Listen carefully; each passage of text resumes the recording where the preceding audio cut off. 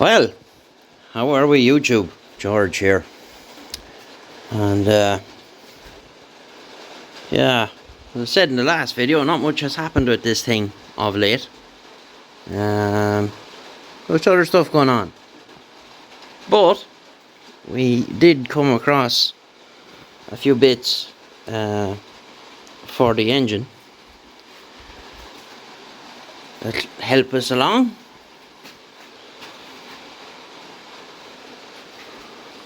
Uno, dos, tres. Yeah, so what we have here is two 1127 motors, this one and this one. This one is a 750 that was an alcoholic. It liked drinking oil. So what we're going to do here is we are going to strip down the 750 and take everything out of it. Crank, rods, pistons, cams, all that stuff.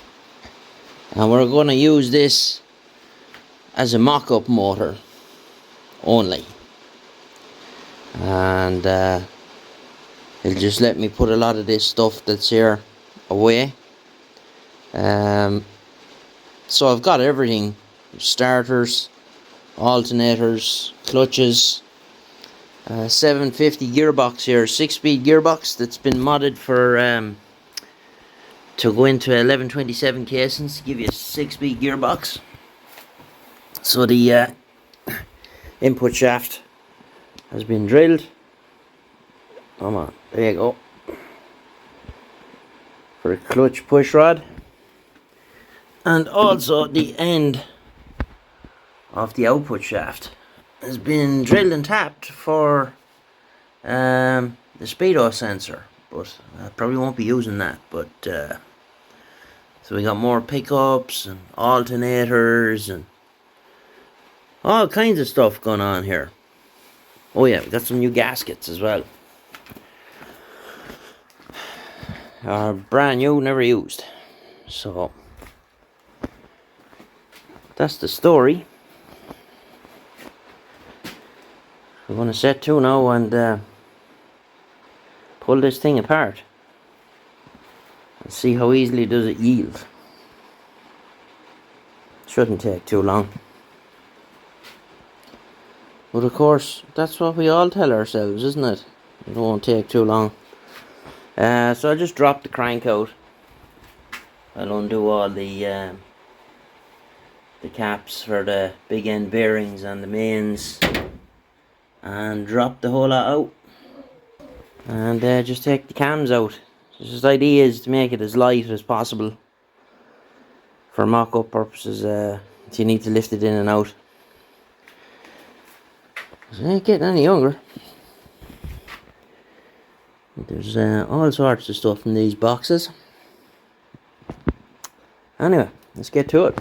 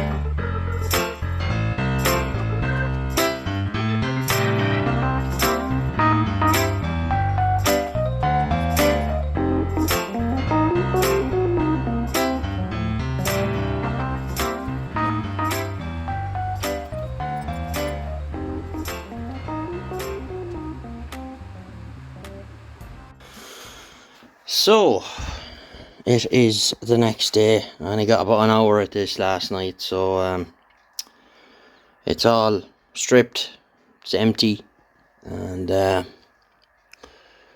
all that remains to be done now is to give it a bit of a clean. And why are you cleaning it? Cleaning it because it's covered in oil.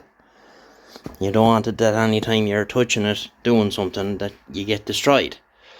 So just give it a clean with a bit of kerosene or something and it'll be grand. So what did we find? Well,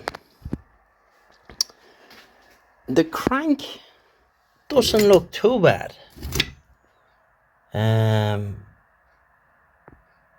Very, very, very light scoring on it that you'd probably get to polish out if you wanted to. But there's a lot of wear on the pistons, like this. You can see it around the crown there. There's quite a bit of wear as well.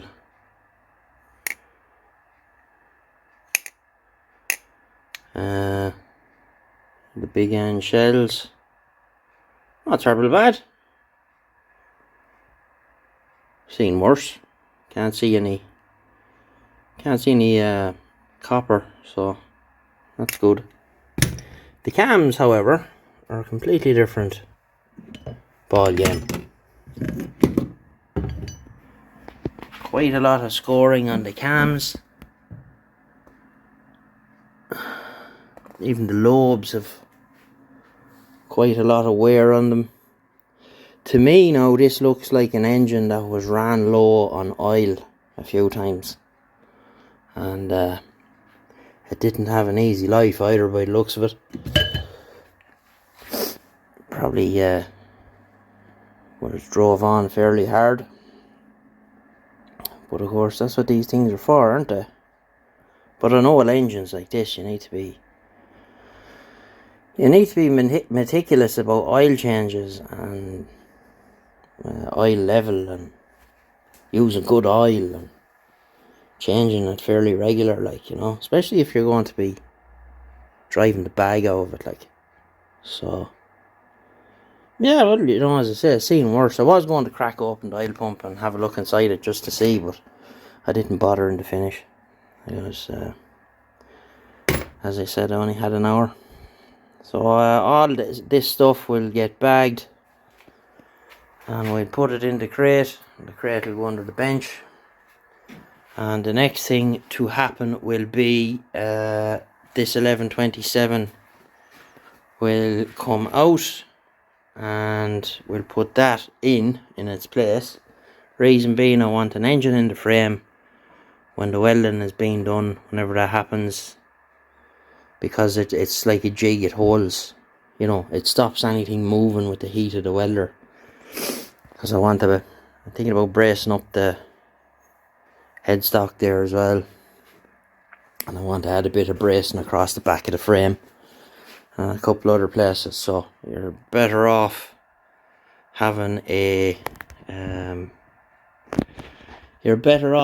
engine in the frame anytime you're going welding on it, because, as I said, it stops things moving. So that's where we are for now, and you know, loads of spare bits, as I said. So a lot of this stuff will get put away, bagged and put away and labelled and all that stuff. So it ain't going to eat no grass sitting under the bench out there. So I don't mind sitting on it, because you never know when you need some of it. So then as I said, we'll have 3 1127s then, and the plan will be to strip the 3 of them, clean everything, and start measuring everything and put together an engine with all the stuff that's the least worn. Be the least worn barrels, the least worn pistons and rings and all that kind of stuff. And I reckon we might even have enough stuff to put another one together after this. And if we do, that'll happen over time, and that will be put it under the bench on a stand, and well, I have a spare engine, but I'm kind of thinking down the road to, when I have this finished, we'll probably buy something else and do it. But as I said, that's not going anywhere. That's not going to be sold. I've wanted one of them for over 25 years, so it ain't going no place. Right, so leave it there for this video, and we'll get you again in the next one. So take care, have a good one.